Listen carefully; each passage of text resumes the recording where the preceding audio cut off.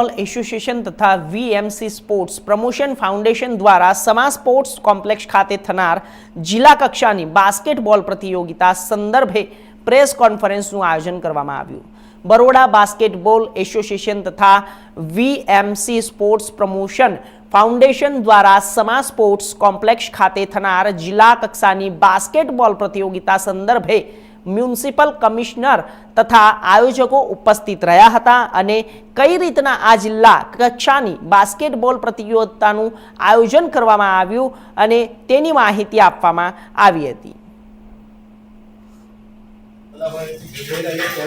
વડોદરા જિલ્લા basketball association વતી હું આપ સૌનું સ્વાગત પણ કરું છું અને સર્વપ્રથમ વડોદરા મ્યુનિસિપલ કોર્પોરેશન તેમજ વીએમસી સ્પોર્ટ્સ ફાઉન્ડેશન પ્રમોશન ફાઉન્ડેશનનો ખૂબ ખૂબ આભારી છું કે આ જે એક ઇનિશિયેટિવ લીધું છે બાસ્કેટબોલની એક લીગ કરવાનું, તે આપણા વડોદરાના બાસ્કેટબોલ માટે ખૂબ જ મહત્ત્વનું છે। અને એસોસિએશનના મંતવ્યથી જો અમે જોઈએ તો બાસ્કેટબોલ આપણું ગુજરાતમાં આપણું સ્તર ખૂબ જ સારું છે, પણ આ વખતે જે અમે પ્લાન કર્યું છે એક નવી પદ્ધતિથી પ્લાન કર્યું છે કે આમાં જે અમે ટીમો બનાવી છે એમાં સિનિયરના પ્લેયરો, જુનિયરના પ્લેયરો, ઇવન અંડર 16ના પ્લેયરો, આ દરેક ટીમમાં આ ત્રણેય કેટેગરીના પ્લેયર્સ હશે। અને ફક્ત પ્લેયર્સ હશે એવું નથી, અમે રૂલમાં પણ થોડાક ચેન્જીસ એવા કર્યા છે કે દરેક ખેલાડીએ કમ્પલસરી આ ટુર્નામેન્ટમાં અંદર રમવાનું રહેશે જ। કોઈ પણ ખેલાડી રમ્યા વગરનો નહીં રહે, જેમ કે સબસ્ટિટ્યૂટ હોય છે, પણ દરેક ખેલાડીને કમ્પલસરી અમુક ભાગ તો રમવો પડશે જ।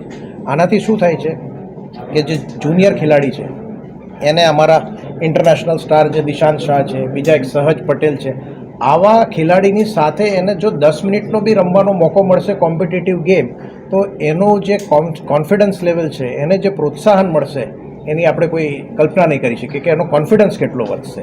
બાસ્કેટબોલ એસોસિએશન વડોદરા અને વડોદરા સ્પોર્ટ્સ ફાઉન્ડેશન જે સમા સ્પોર્ટ્સ કોમ્પ્લેક્સ બેઝમાં છે એ અને વડોદરા ગેસ લિમિટેડ આની ત્રણની સંયુક્ત ઉપક્રમે અત્યારે અમે પહેલી વખત intra district Baroda intra district basketball ચેમ્પિયનશિપની આયોજન કરી છે। એમાં બરોડાની અંદર લગભગ 8 ટીમ્સ મેનના ટીમ્સ અને 6 ટીમ્સ વિમેનના ટીમ્સની અમે ફોર્મેશન કર્યું છે। આ સમા સ્પોર્ટ્સ કોમ્પ્લેક્સ ખાતે કાલથી સાંજે 4:30 વાગ્યાથી અમે શરૂ થનાર છે। એમાં તમામ પદાધિકારીઓ અને પબ્લિકને અમે આમંત્રણ પણ આપ્યા છે કે મોટી સંખ્યામાં આવીને પબ્લિક પણ એને સપોર્ટ કરે અને પ્રોત્સાહન આપે। આ ટુર્નામેન્ટ ઓર્ગેનાઇઝ કરવાની ઉદ્દેશ આ છે કે સૌથી પહેલાં જે ફિટ ઇન્ડિયા મૂવમેન્ટ જે માન્ય વડાપ્રધાન શ્રી અને માન્ય રાજ્ય સરકાર તરફથી પ્રોત્સાહન આપવામાં આવી રહ્યા છે એને વેગ આપવા માટે આ ટુર્નામેન્ટની આયોજન કરવામાં આવી રહ્યા છે। સાથે સાથ ઓબેસિટી ફ્રી કેમ્પેન અને ખેલો ઇન્ડિયા અને ખેલો ભારત સ્કીમની અંતર્ગત જે આયોજન છે।